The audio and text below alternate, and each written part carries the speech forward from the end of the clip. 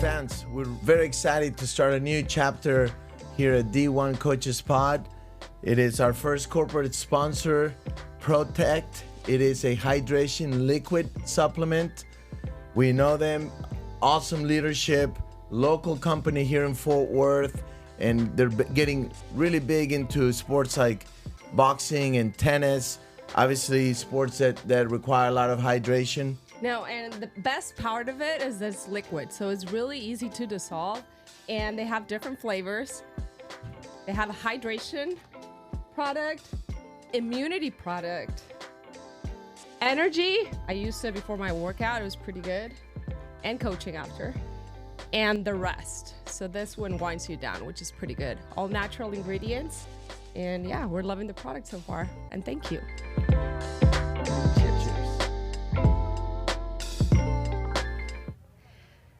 Hello, listeners. Welcome back to the D1 Coaches Pod. This is Majo Orellana, and this is Coach David Roditi, TCU men's tennis coach. I am very excited for today's guest. It is a topic that I'm passionate about. It's about longevity, performance, well-being. So this is something very close to my heart. I've had a really long and amazing journey through these topics. So why don't you, David, introduce our guest for today? Yes, I am equally excited to have Dr. Mark Kovacs, a colleague, a friend, a tennis player, an expert, one of the leading voices in human performance in the world. He's now working with our TCU tennis program. It starts a whole new chapter in our program. So excited to have you here today, Dr. Kovacs. It's, for me it's Mark, but I forget it's Dr. Kovacs. I want you to tell us where you've been, but real quick, he's worked with the USTA, he's worked in the NBA with the Cavaliers, he has worked on the longevity part of things with Canyon Ranch recently. He has his own institute, his own performance. He has his own Kovacs Institute where he trains other fitness coaches out in the world, strength and conditioning, performance. But it's so much. There's so much to him. I'm gonna let Dr. Kovacs tell us about that himself. Awesome. Mark, welcome. Well, thank you, David. Thank you, Majo. It's always great being among friends. We've known each other a very long time, and excited to chat about human performance across the different areas. But my journey's pretty interesting. I grew up in Australia, played tennis, played ITF juniors, then came over, played the Australian Open, played the US Open juniors, played doubles with Andy Roddick, actually. So that's one of my claim to fame before he had his big serve. And then won an NCAA title in doubles. Had some injuries in my shoulder, and that's what got me into this whole world of human performance, anatomy, physiology, biomechanics. And got to work with the USTA for a good number of years with some of the best junior players. That's where David and I spent a lot of time together initially. And a lot of the people we see on TV today, the ones we worked with when they were 12, 13, 14, 15, 16. Then after that, worked with Gatorade, directed the Gatorade Sports Science Institute. And that was a lot of areas around sleep, hydration, and nutrition. Most of the stuff we did was stuff that pro teams and pro athletes were using behind the scenes. So we had an athlete environment where we were doing testing and diagnostics. We had product development where we would make protein products, recovery products, sleep products, energy products, things like that. So a lot of that stuff is not the stuff you saw on the shelves, but stuff that we were making for some of the best athletes in the world and best teams in the world. Then after that, worked in the NBA. So for the Cleveland Cavaliers, spent a few years traveling with the team, overseeing all their medical, sports science, nutrition, analytics, all strength and conditioning, all those type of areas. And then, as you mentioned, most recently with a company called Canyon Ranch, which is the leading organization focused on health, wellness, longevity, not for athletes, but for everyday people that are looking to live healthier, live longer. So it's been a pretty unique journey across these different areas, but a lot of it sits in this intersection of medicine, health, performance, reducing injuries, and living just better and performing at your best.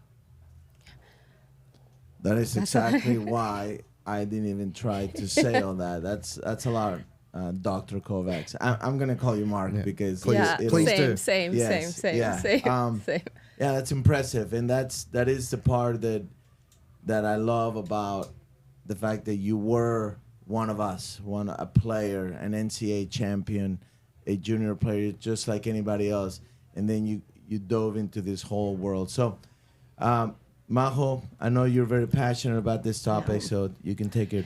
Yeah, so interesting that you say like you were an athlete yourself. You went through injuries, shoulder injuries, and that's where you start being more aware of your body, your development, your performance, and all that stuff. So I'm really interested in knowing when you work with some athletes that were injured as well. I know the physical part of the recovery, changing biomechanics, all that stuff is very important, but the mental side of it too. And sometimes that's something that people don't realize and they're waiting to be ready physically. But how do you balance that mental, physical part after recovering from an injury or while recovering from an injury? It's such a phenomenal question, and it's so important because, we talk about return to play or return to competition timelines. And from a physical or medical standpoint, you have these pretty well-defined timelines. If you tear a hamstring, if you have an ACL injury, if you have a shoulder surgery, you have a pretty good idea of how many months it's going to take you before you can compete again. Within a month or two, you're usually pretty accurate. That's purely from a physical recovery standpoint. The mental recovery that you're talking about is, does the athlete feel confident enough in playing their sport or their activity at that highest level again?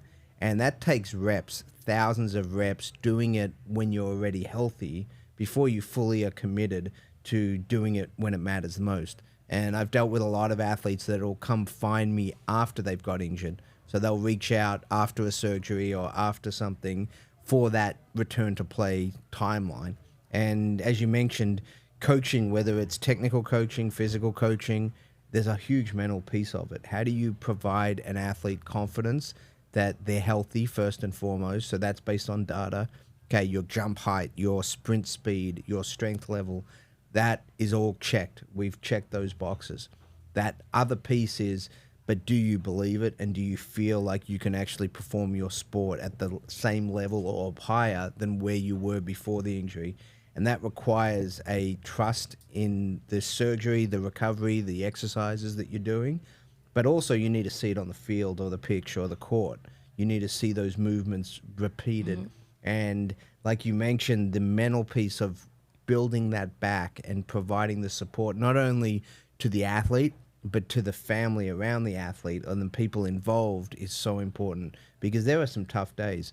The first few months are really tough from a rehab standpoint. It's painful, it's difficult, and then you get to a point where you're close to being back, but you're a long way from really being back. Physically, you can run, you can jump, you can do things, but you can't do it for the same intensity or the same length or the same total time that you need to be. And that's where most people screw up, is they come back too early because they feel like they've checked enough boxes and they rush the last few months. And that's where you got to spend a lot of time. And you also have to make sure that the other parts of the body that weren't the injured area are trained right. Because if you've got a knee injury, you may start getting hip problems or lower back problems, not because of the knee, but because the body's adapted to try to protect it.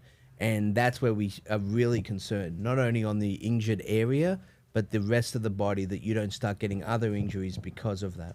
Yeah.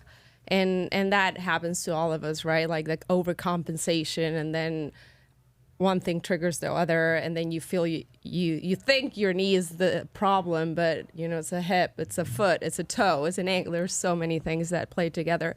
One of the things that I've noticed with athletes when they're injured is, how does it tie to their identity and not being able to practice or be the strong person? That's who they are. They are an athlete, right? So dealing with that part and the mental side of it is something that I'm very passionate about, but at the same time, very empathetic.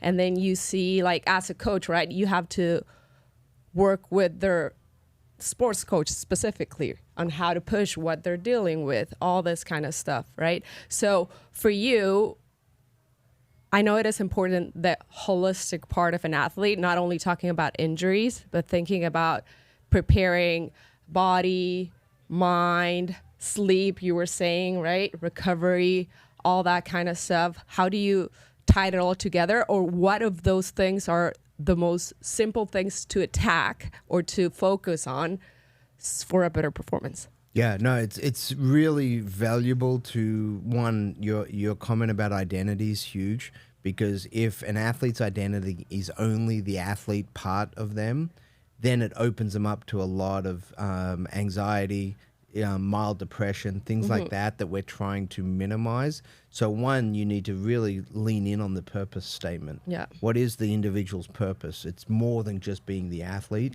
It's the other things in their life that they can focus in on as well. But then committing to the journey, because the journey of getting back and competing and doing all that needs to be the fun part of it. And it's really hard because no one likes doing rehab usually. No one likes doing the 1,000 reps of the same thing over and over and over again. Yeah. But Ask David if he likes rehab. yeah, exactly. It's not much And fun. doing his knee. No, not at all. I haven't started my knee rehab yet. But the best that we've all been around, they commit to that just like they Yep. commit to everything else. It's an obsession, it's a commitment, it's a discipline that makes them great at what they do. And that's where we've got to shift the discussion of, hey, the purpose is we're doing this work for a greater good and a greater benefit. So that's usually how I found success, is trying to give them that journey or that roadmap of how they're going to utilize this time period, and then bring in these other areas.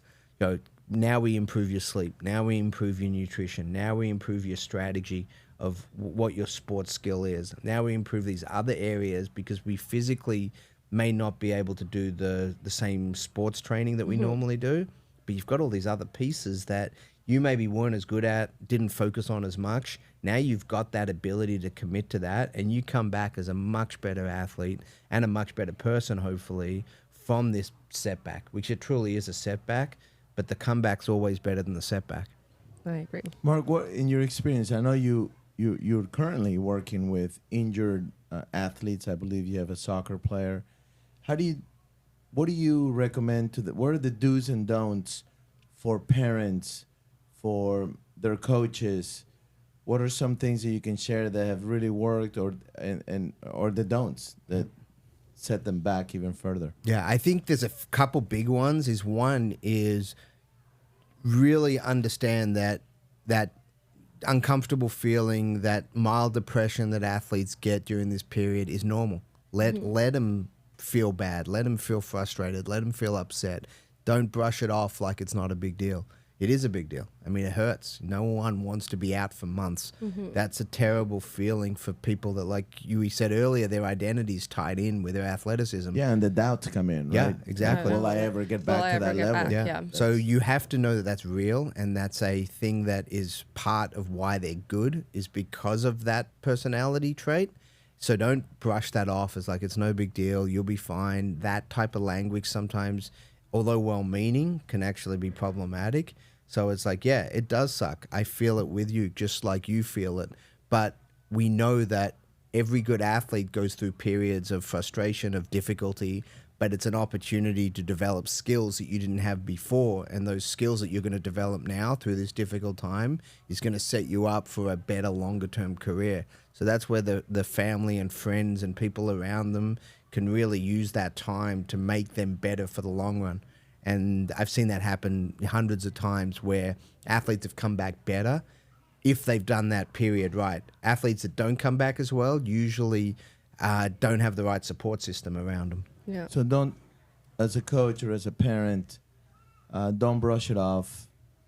Listen, understand, be empathetic, feel what they're feeling.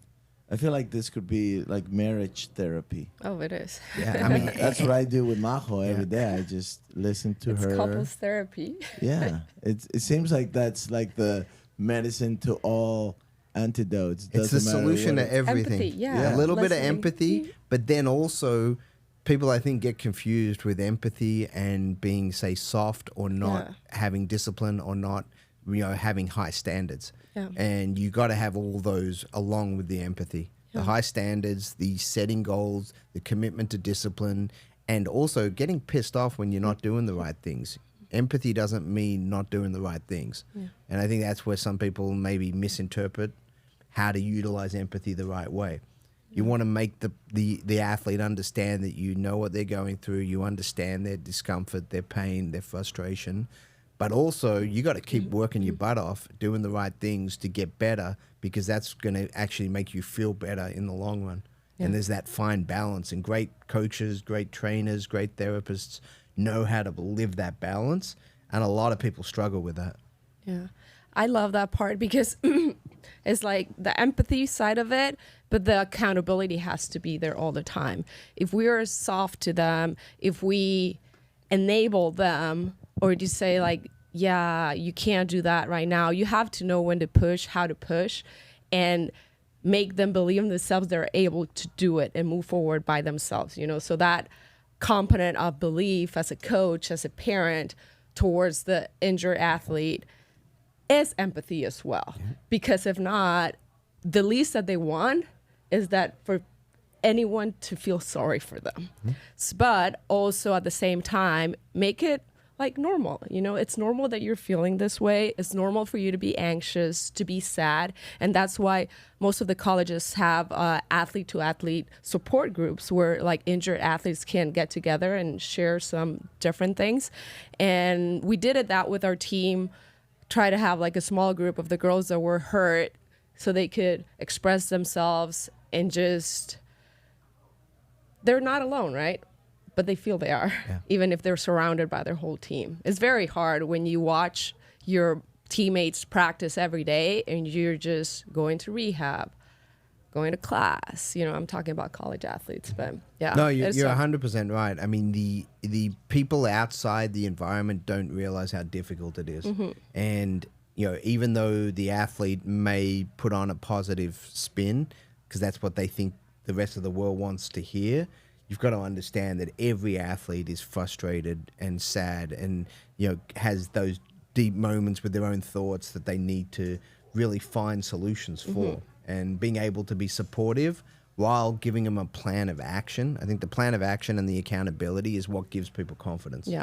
And gives them belief that they're going to recover, they're going to get back to the level they need to be at. And that's so important. It is. I'm going to do better with that, Mark. Please. I'm not good at the whole.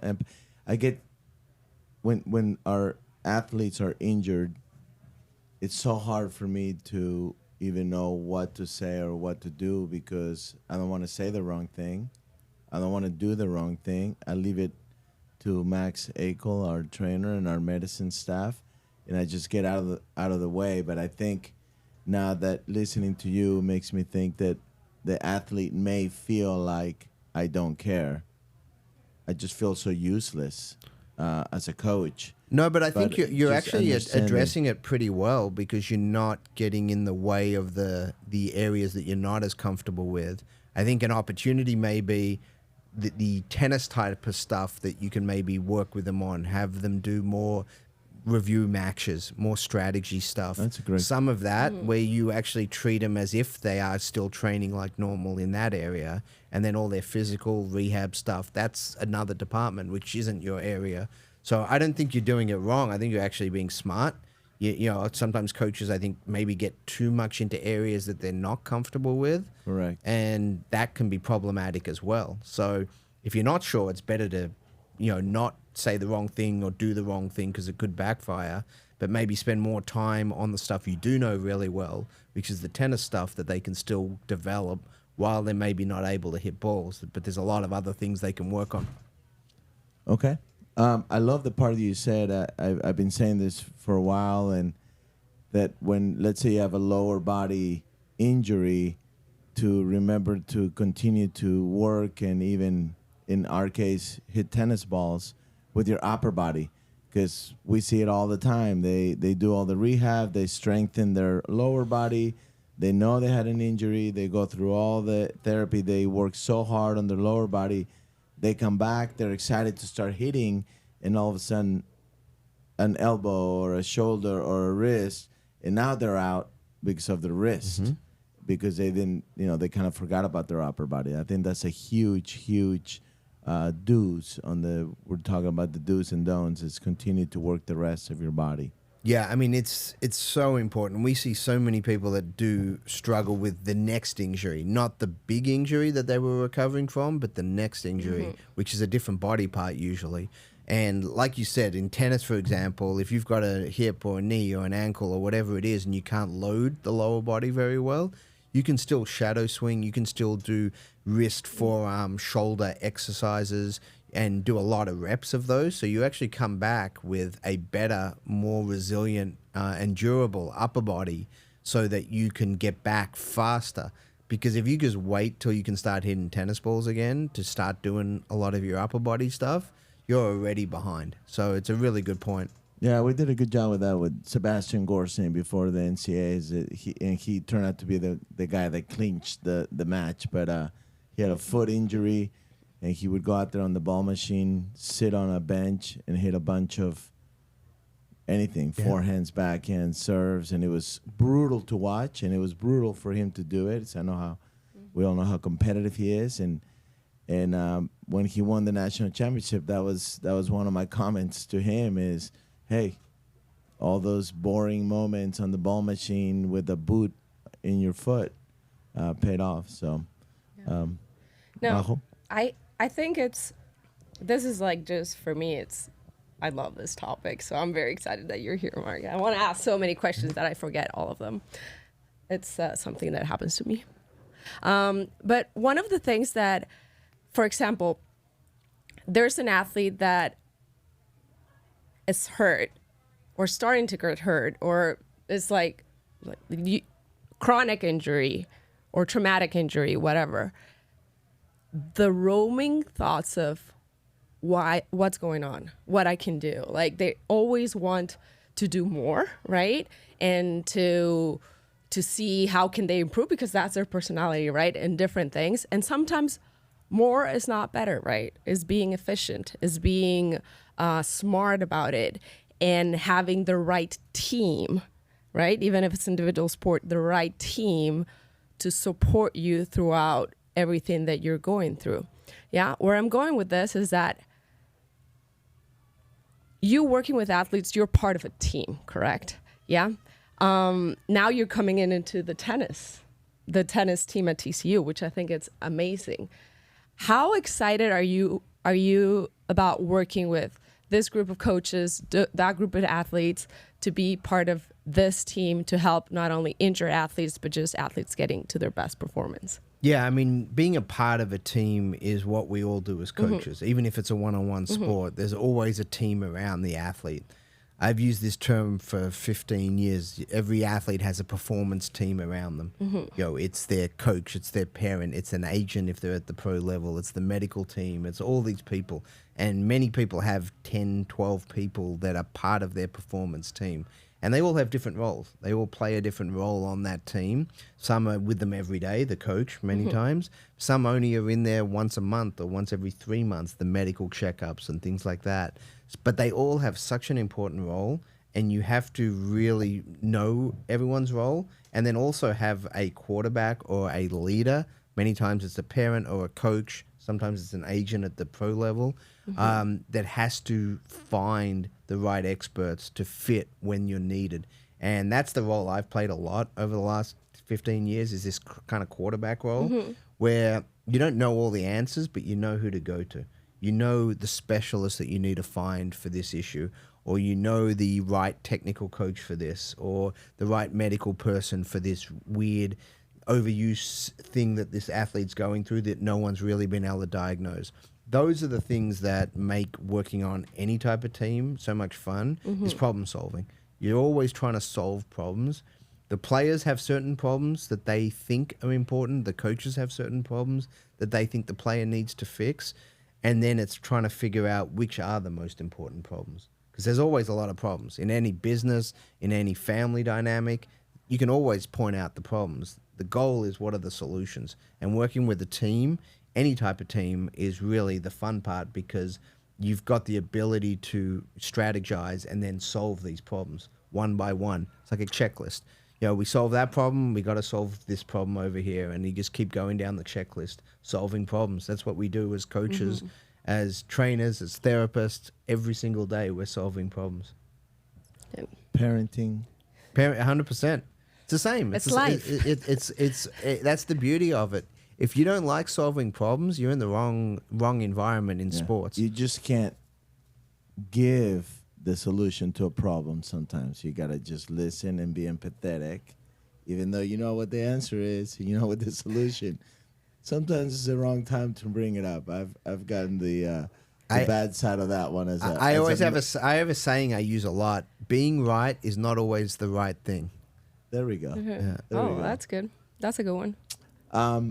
I have a question, because I feel regardless of the sport and the way the United States is going, or the world being so sports specific, everybody's getting younger and younger. You probably have statistics of kids becoming just tennis players from an age of 8. One question would be, what is your theory about at what age does someone become so specific on their sport? What's your theory on that from an expert in physical science? Yeah, so that's one of the big questions out there, and I've done a lot of work myself in the research world, but also with a lot of researchers that study this nonstop. Is youth sports, what's the right pathway, what's the right timeline, when do you specialize in one sport if you want to play a high D1 kind of level, you know, when should you do it, when shouldn't you do it? And every sport has a bit of a different timeline, but in general, pre-puberty is the opportunity to sample a lot of sports. All the data supports that. Do multiple sports at a young age, pre-puberty, and then as you start getting into puberty, you typically do have to start making some tough decisions. Do I specialize in one sport? Do I have 2 sports, maybe seasonally? How do we do that? In sports like tennis, it's really hard if you don't specialize at some point. You have to, really, because of the travel, the year-round skill development that's required, and some of the things. Sports like basketball, football, baseball, you can play multiple sports all the way through high school and still make it to the pros very consistently. So the sport dictates a little bit about when you sort of need to specialize more. But way too many people have over-specialized too early. And you're seeing huge injury spikes because of it. The data is very clear. The individuals pre-puberty that specialize have a much higher injury rate and a much higher dropout rate as they get up into higher levels. So you have to be really, really smart. My rule of thumb is before 12, there is zero reason to specialize for long-term development. Zero reason. The only reason people do is because they get more reps when they're 8, 9, 10, 11, 12. And you'll be a better 9-year-old if you spend 25 hours a week playing tennis than a kid that spends 10 hours playing tennis, 10 hours playing 2 other sports. So that's why people do it, because they get that short-term, rush of success. And people are like, well, we're doing the right thing because we're getting rewarded at 9, 10, 11 for specializing. But you see this big breakdown usually when they get older. Higher injury rates, mental burnout is a real concern for the individuals that do that. And there isn't long-term data saying specializing early makes you better when you're 18, 19, 20, 21. Correct. When I was a USTA national coach, I would have parents that would bring their kids, boy or girl, and at 6 years old or 7, and they were incredible. And the parents would ask me, what do you think? I said, he's an incredible 6-year-old. Yeah, but what do you think? He's an incredible 6-year-old. For 6, he's really good. And that's it. Yeah. That's what it means. He's just amazing at 6 years old. Are there some sports that combine best with others? Do you have a theory in which sports you would combine? Yeah, at the pre-puberty level, the wider exposure, the better, because everything's valuable. I actually like every athlete, doesn't matter what sport they may go into, do gymnastics at a really young age, at 3, 4, 5, 6. That's by far the best kind of thing to have as a secondary sport. So I should thank my parents that I got into gymnastics. It's the best. When You learn how to fall, you learn how to am. roll, you learn how to, lift your own body weight. You learn all these skills that transfer pretty much to every sport. So that's a no-brainer. Every person that does sports should do some form of gymnastics for 2, 3, 4 years at that young age. Because partly you can do it at that age. It's hard at 4 to play tennis at a high level, 5, 6. Yeah. You don't have the mental ability. You don't have the physical coordination yet to do a lot of that. So those are the types of things really young. Then as you get older, then you start looking at the skills that cross over really well. And sometimes you want crossovers like, say, soccer and tennis. Soccer's a great movement sport. Tennis needs a lot of movement and conditioning. Really easy. You don't have to do any extra conditioning. You say, we play tennis and you do soccer, which gives you your speed and agility and your conditioning, so you don't have to schedule anything else for that athlete. Volleyball is another great one with a lot of sports because you have short movements. You have to react to a ball or a stimulus. You have lower body and upper body movements. So those are things that you look for that have similar mechanics to an extent, but it allows you to do extra training for your, let's say, your preferred sport or your priority sport if you have one, without actually having to structure a lot of off-court, off-field extra training, which a lot of young kids don't like to do. Like the older kids usually understand the value of a lot of this off-court training, but at young ages, having someone in a gym at 8, 9, 10, 11 years old is not usually very much fun for the kids. But there's a lot of ways to develop the body that isn't in a traditional gym setting. It's interesting you say that. Now, I remember in high school, I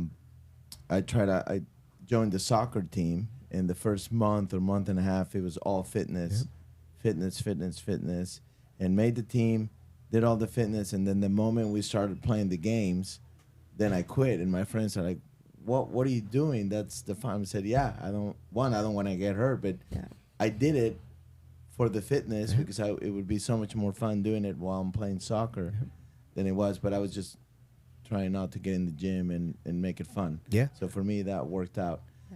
Basketball seems like a great. I found that, and tell me if there's a scientific reason behind it. Basketball kids that play tennis that grew up playing basketball, when they get to college, I feel like they explode with their level. Yeah. Is there a reason behind that? Yeah, I mean, basketball is a great crossover sport for a lot of movement sports. One, you've got a similar movement. So a half court in basketball, you kind of move like you would on a tennis court. Good It's similar footwork, distances, similar footwork to an extent.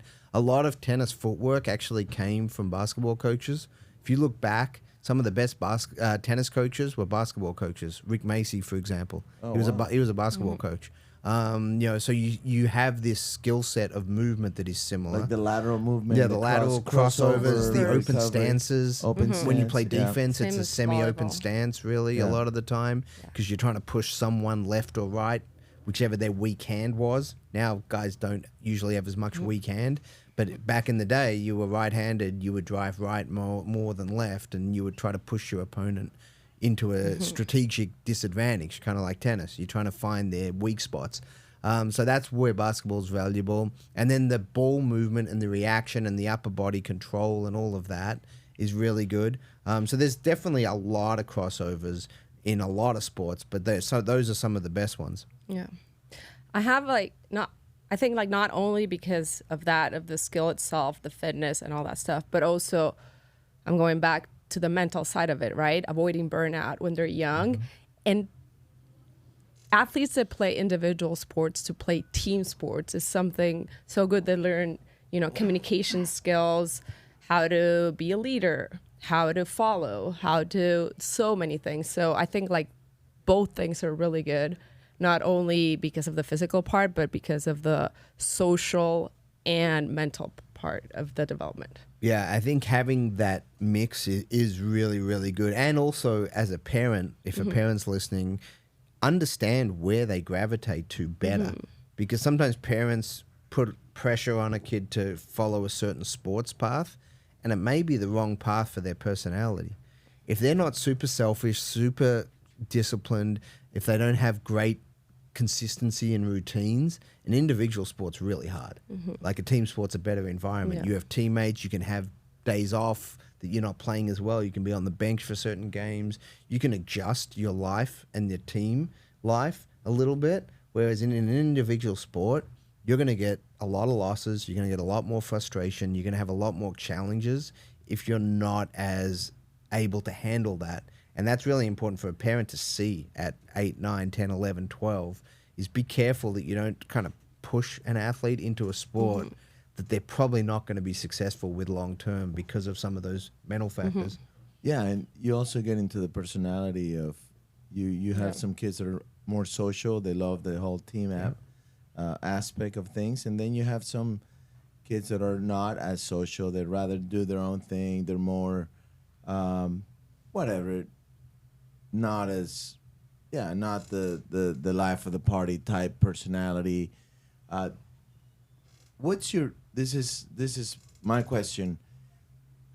I have a theory lately, for whatever you can get into the sociology of things, but it seems to me that we're getting, and I believe there will be more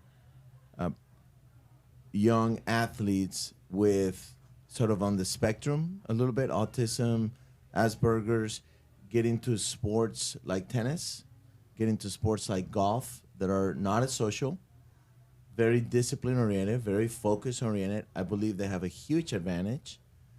We have someone like Brooksby, who just recently came out publicly. He's sort of the poster child for being autistic, being on the spectrum. Do you have a theory on that?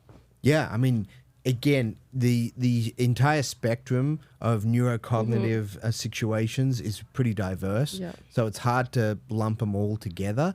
But I agree with you. At certain levels, it's a huge advantage in these individual sports. Usually their consistency is really high. They like routines. They like doing the same thing over and over again, and making sure that they are in environments that they can control, which individual sports allow more control. You can set your practice how you want.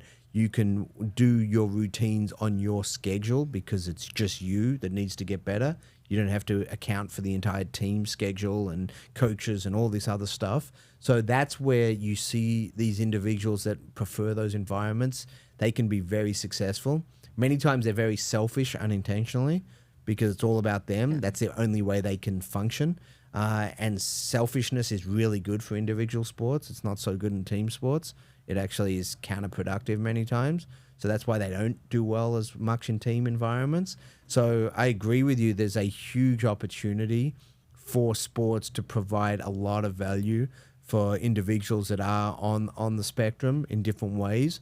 And that's where parents can really help. They can, one, get a good diagnosis. First and foremost is understand where it is and what things will help them and what things won't. And then work with coaches that actually are aware of it and can understand that there's certain things that you do with other athletes that aren't going to work with this athlete.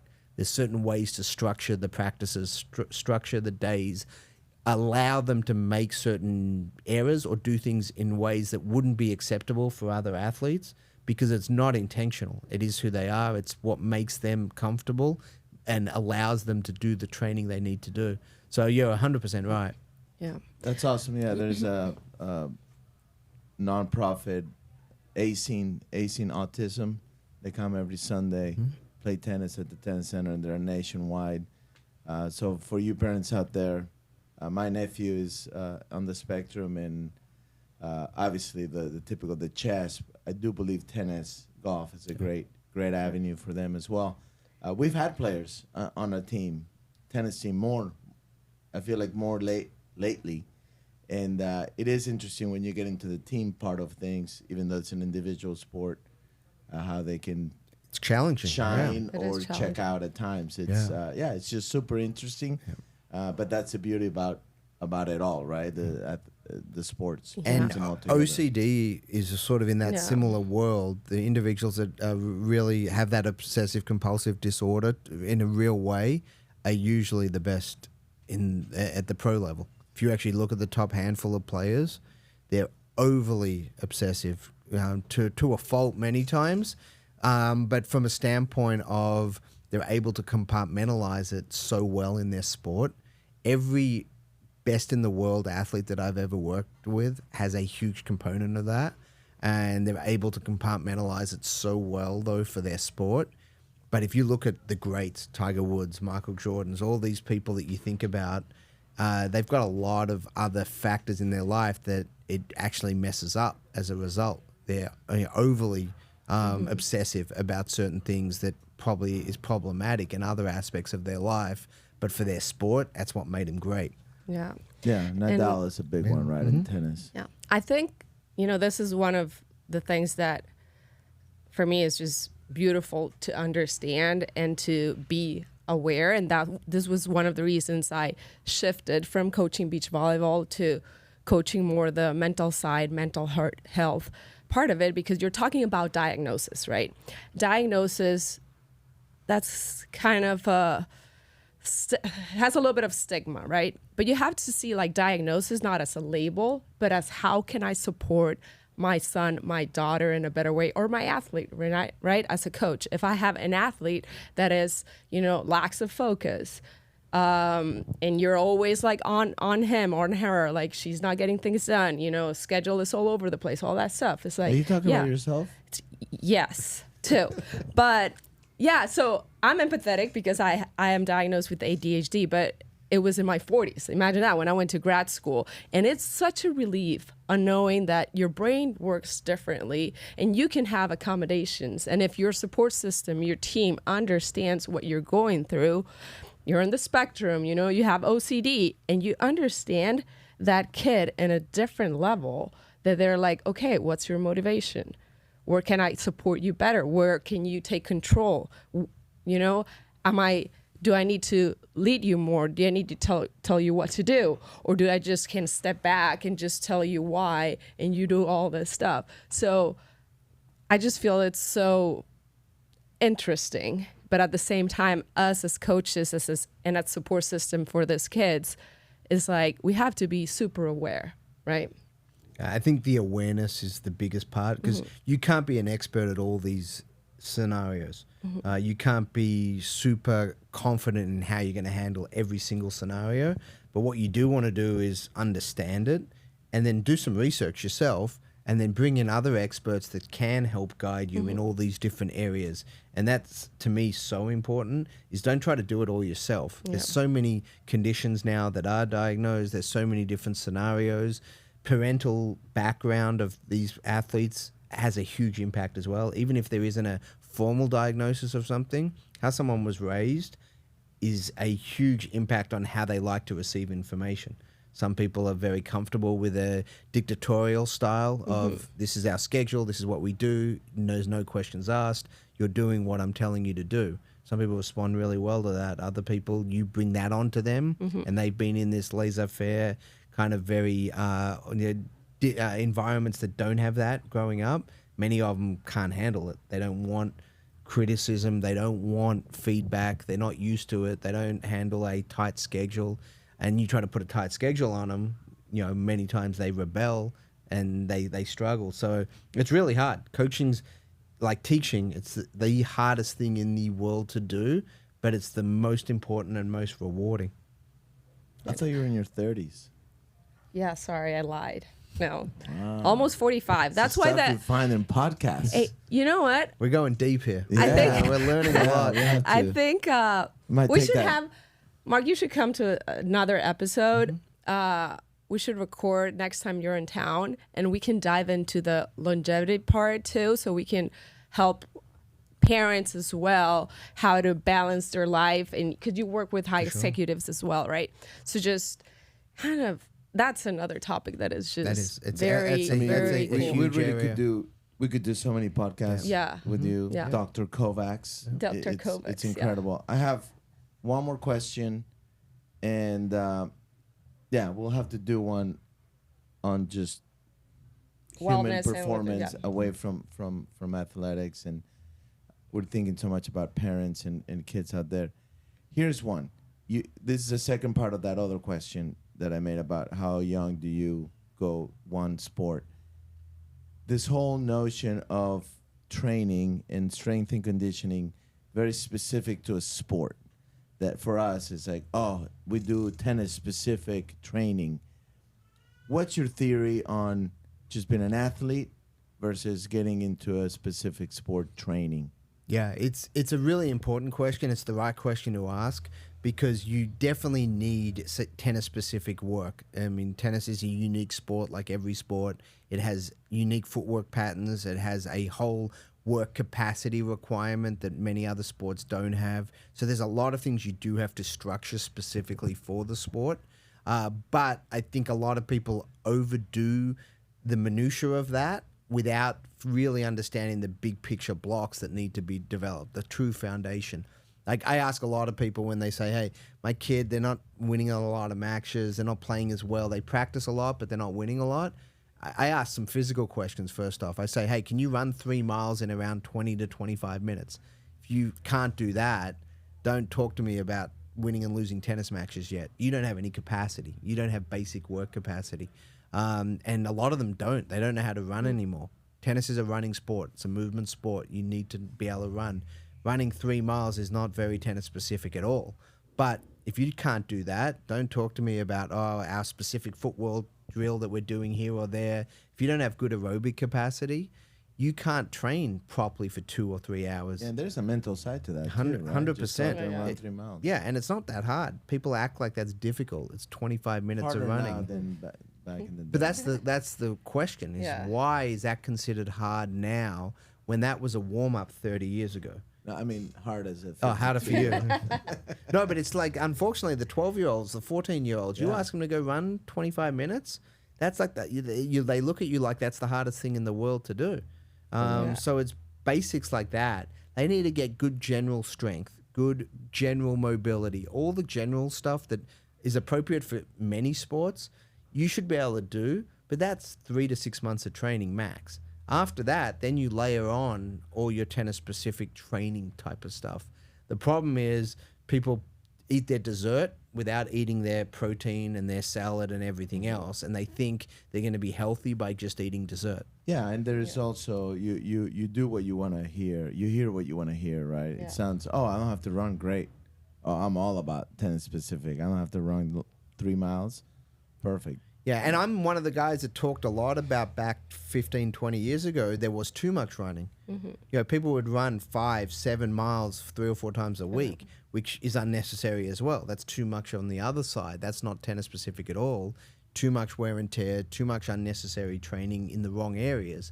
So I pushed it 15 years ago a lot with the research we did and a lot of the writing and communicating. We need more high intensity intermittent movements that are more tennis specific.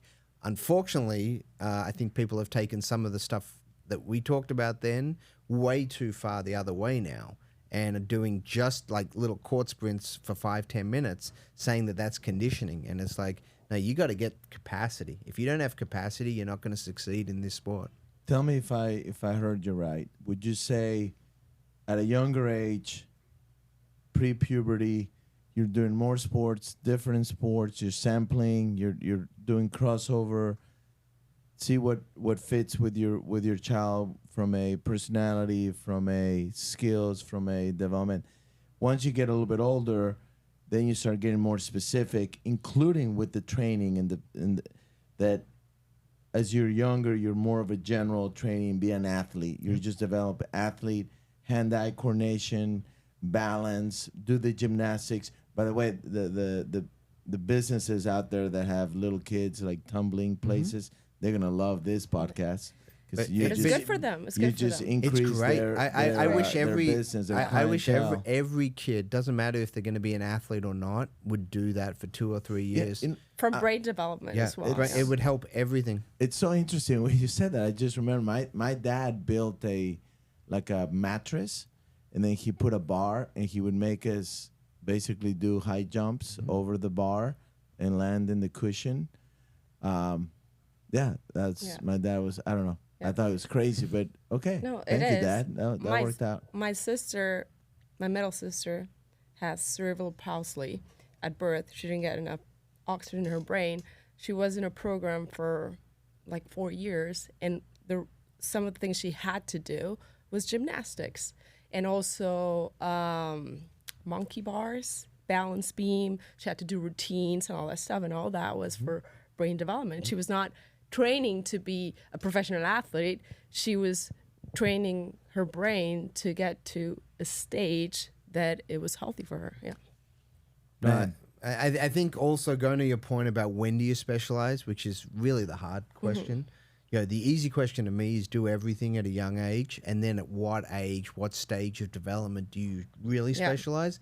That's the real hard one to answer for a lot of people, because how good are you going to be and how disciplined are you going to be with one sport only? And are you going to do all the things that are required? And are you going to structure your off-court, off-field training to be appropriate for a single sport athlete? I work with a lot of single sport athletes from a young age. So I'm not against specializing. It's about when. And then when you do specialize, because to be great at tennis or great at golf or some of these sports that are hugely skill development focused, you do have to specialize at some point. You won't be best in the world at tennis if you don't specialize, pretty much, before high school. You have to sort of start specializing at some point. But you got to then structure all your off-court training to make up for all the limitations that a single sport produces, all the inefficiencies that they actually end up creating, or the body dysfunction issues that you get. You get, shoulder impingement is common. You get tightness in certain parts of the body. You better make sure that your off-court training addresses all those things, because you're not getting it from other sports. So that would be my big caution, is don't say, specialization's bad, because it's not. It's just when are you going to do it, and then how are you going to structure all your training around it?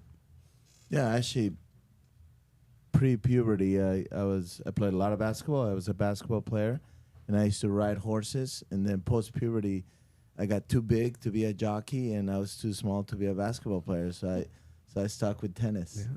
Totally kidding, but I do love saying that I'm just too big to be a jockey. Just too big. No, you are. Yeah. I mean, it's too heavy. Too much muscle.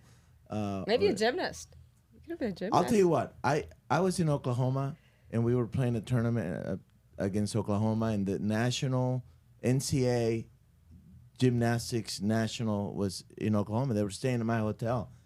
And when I went to eat breakfast and I looked around, I'm like, man, I missed the boat. You're with your people. I should have been a gymnast. I should have been they all look kind of the same. Whereas, in tennis, always the short guy, right? Always a little guy.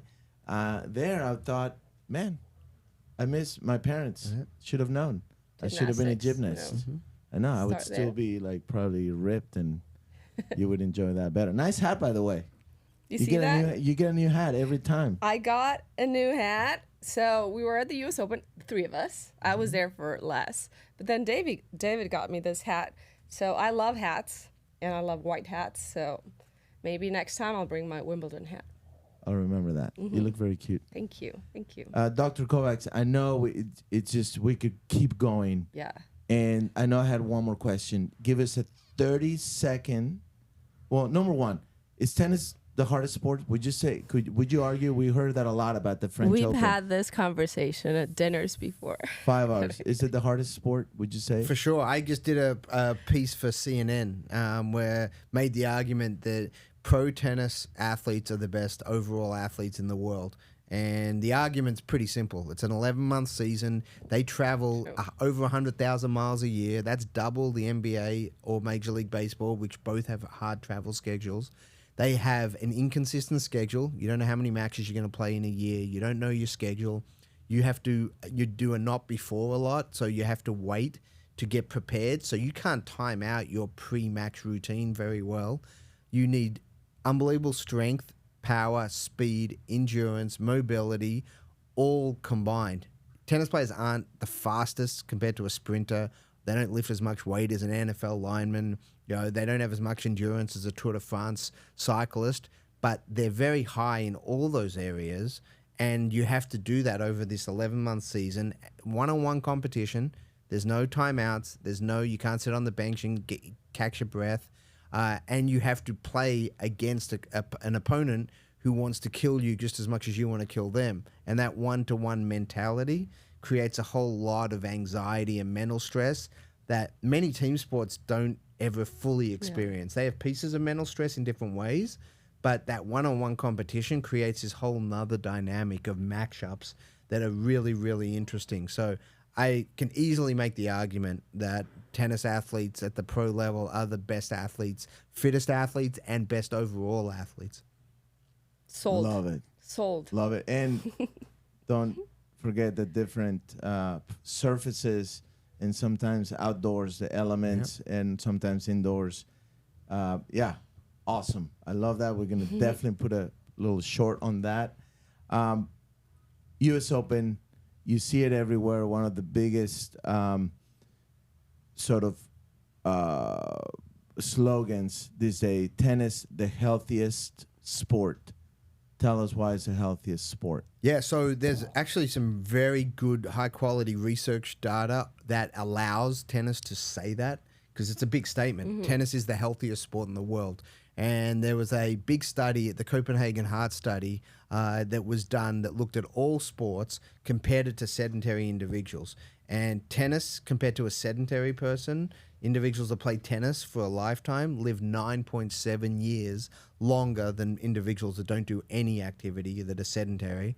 And tennis is the highest compared to other sports, running, weight training, soccer, all these different sports that people play for a long period of time. Tennis is the number one sport for longevity, and there's a lot of factors why. One is the physical aspects that you can think about, aerobic, anaerobic, all of that. But there's a cognitive component of reading a ball, picking up a ball, so there's cognition. There's strategy, which is really important in tennis, to where you're going to place the ball. It's a chess game on a court. And then there's a big social piece of it as well. You're around other people always. And so it's different than, say, weight training or just running or cycling, where you're sort of by yourself with your thoughts a lot. Tennis has all these components, and the data allows you to say that tennis is the healthiest sport. Yeah. I agree with that, but I'm going to play a little bit of devil's advocate here with the data. She's competitive. With the data. No, I'm not going to compare it to our sport. Okay. Not that.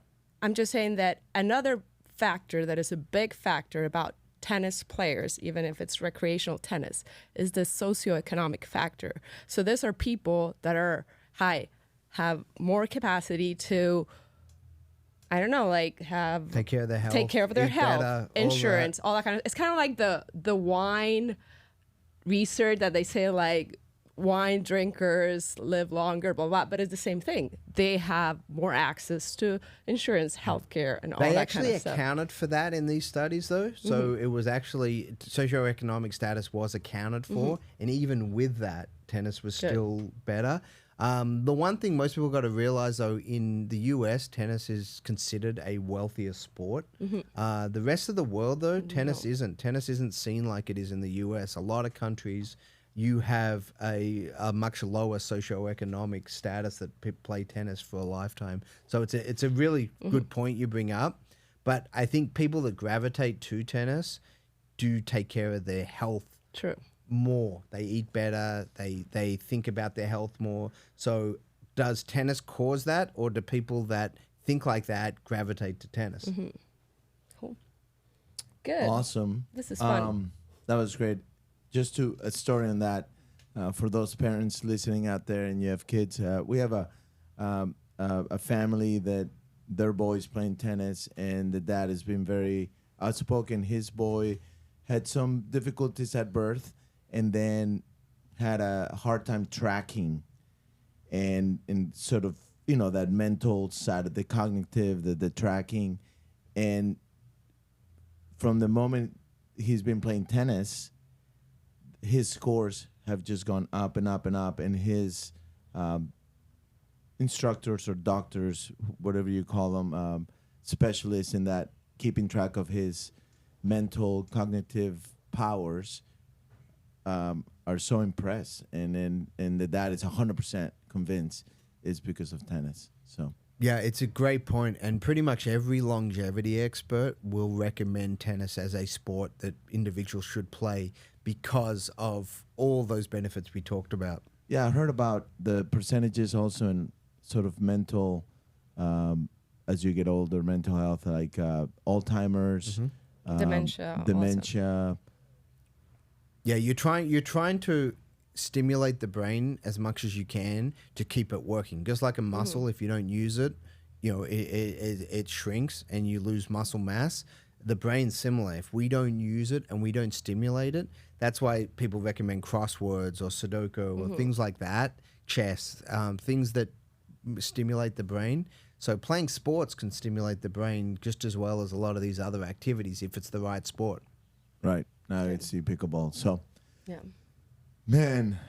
This was great. Yeah, this is great. We could easily do a whole nother hour. I Yeah. know we went longer than typical, but there's just so many different parts, so many reasons to continue to listen to this podcast. Dr. Kovacs, thank you so much. Do you have any questions for Maho or myself? Do you want to? Yeah, as coaches, you've coached a lot of different athletes in a lot of different environments. What would be the one major recommendation you give to a parent who has multiple kids in the same household that are trying to play sports? Because that dynamic of multiple kids, any recommendations for parents that have two higher level athletes in the same household? David, I think you're going through a similar situation right now. Yeah, you can approach it from the mental side. Yeah. So a lot is like, as we've talked before, kids have different personalities and you have to understand and where they're at, right? Like one kid could be really good at a certain, they both start playing the same sport, let's say, or three.